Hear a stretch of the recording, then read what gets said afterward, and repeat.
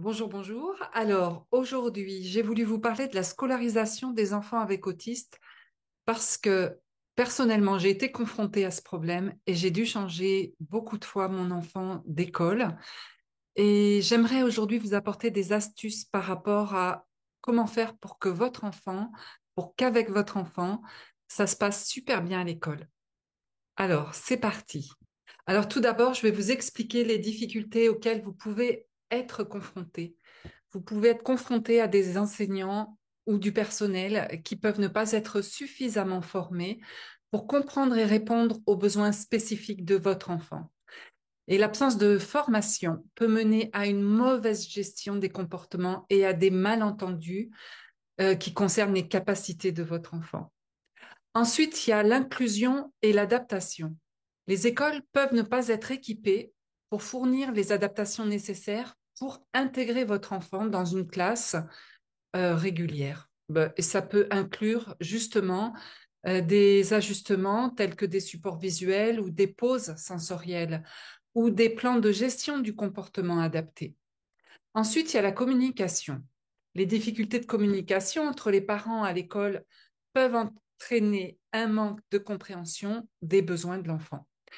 Si vous ressentez des préoccupations qui ne sont pas prises au sérieux ou que l'école ne communique pas suffisamment sur les progrès et les défis de votre enfant, ou alors il peut y avoir aussi une stigmatisation et un harcèlement.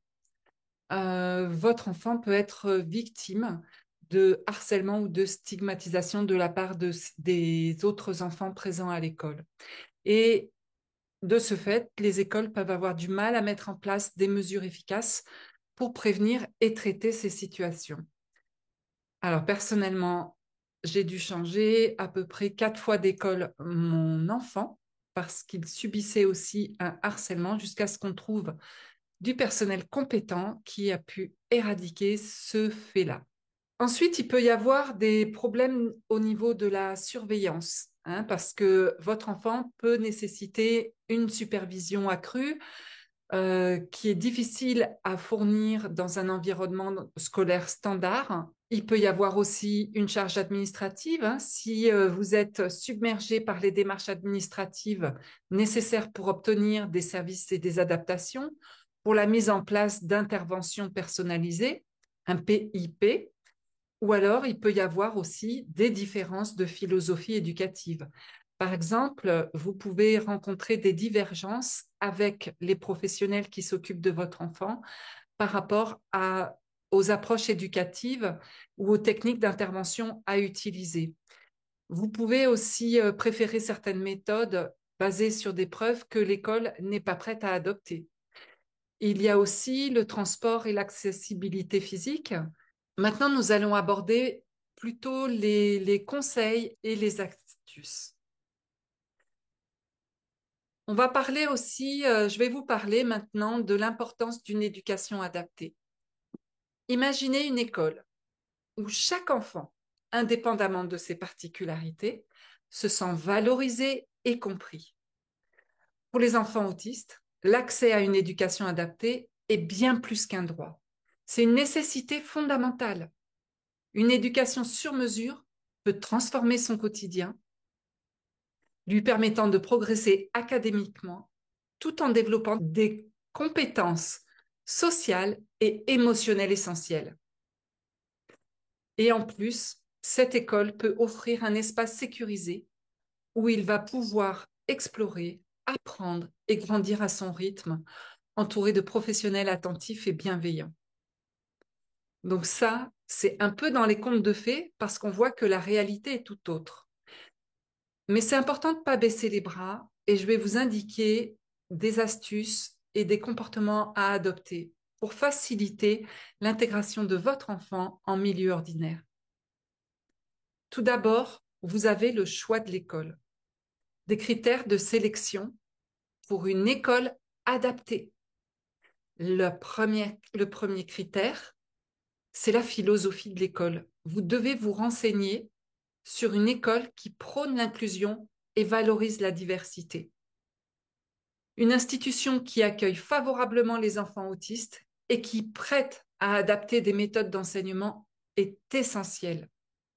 Donc, personnellement, j'ai dû faire à peu près 10 écoles et plusieurs déménagements, plusieurs villes pour trouver l'école adaptée. Je sais que c'est pas si facile, mais ça existe. Secondement, vous avez recherché des ressources et un soutien spécialisé.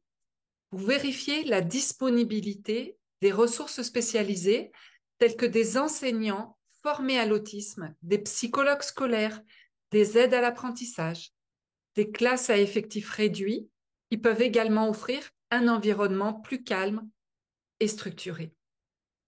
Ensuite, vous avez des programmes spécifiques.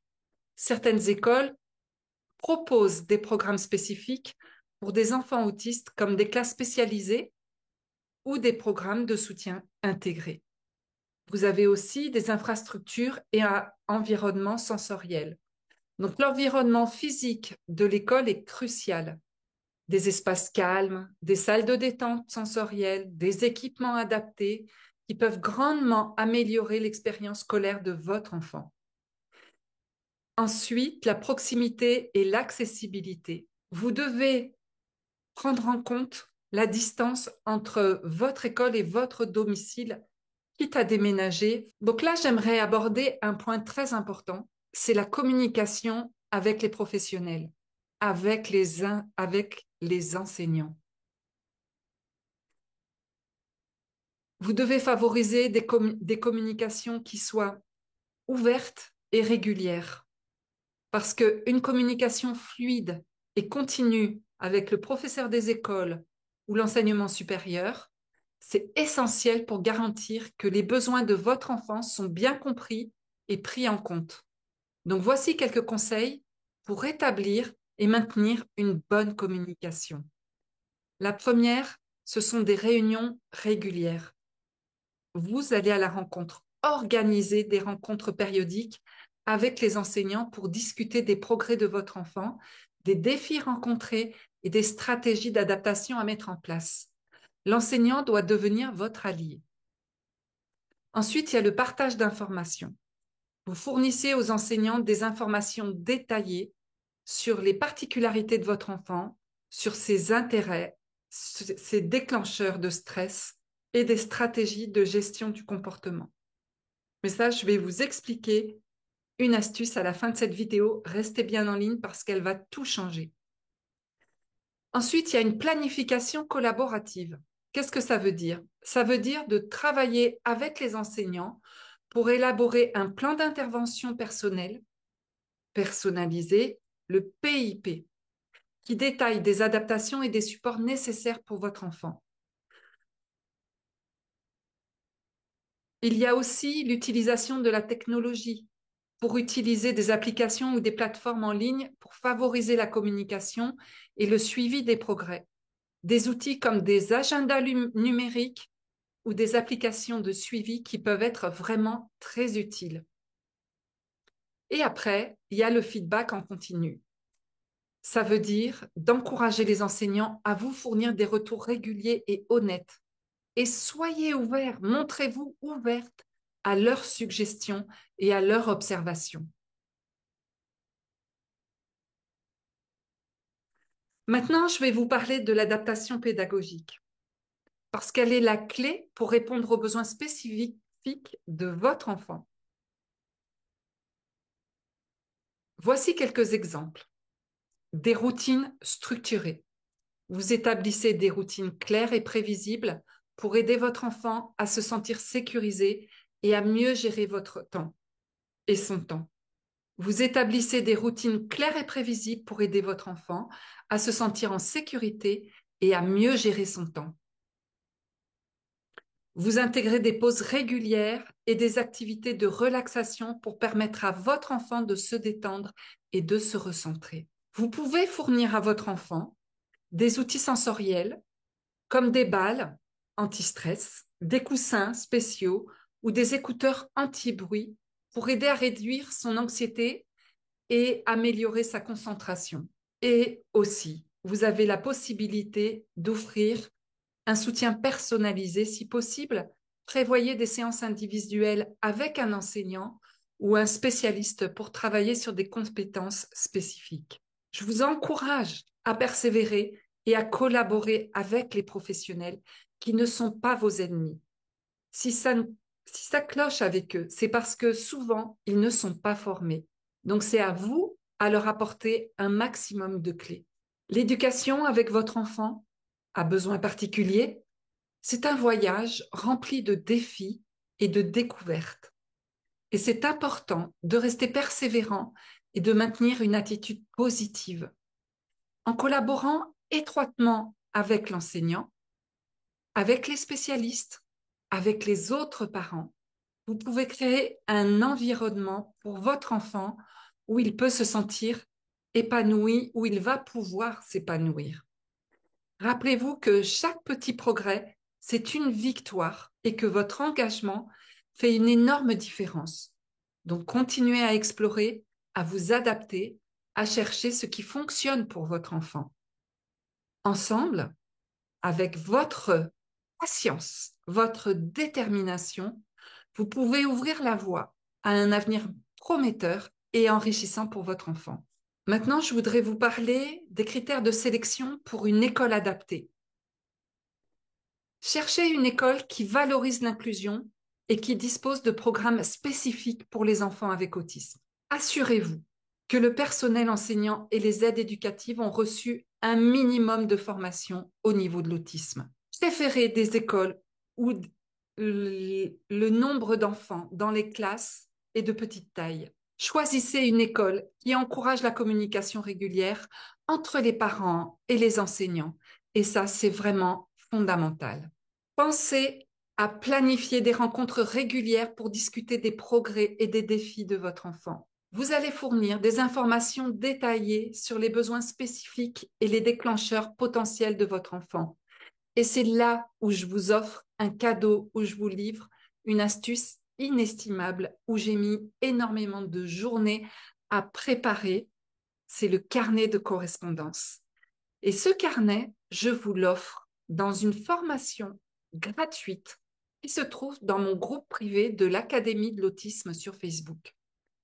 Donc ce carnet est essentiel et va être un outil très important pour l'intervenant, pour le professionnel qui va s'occuper de votre enfant.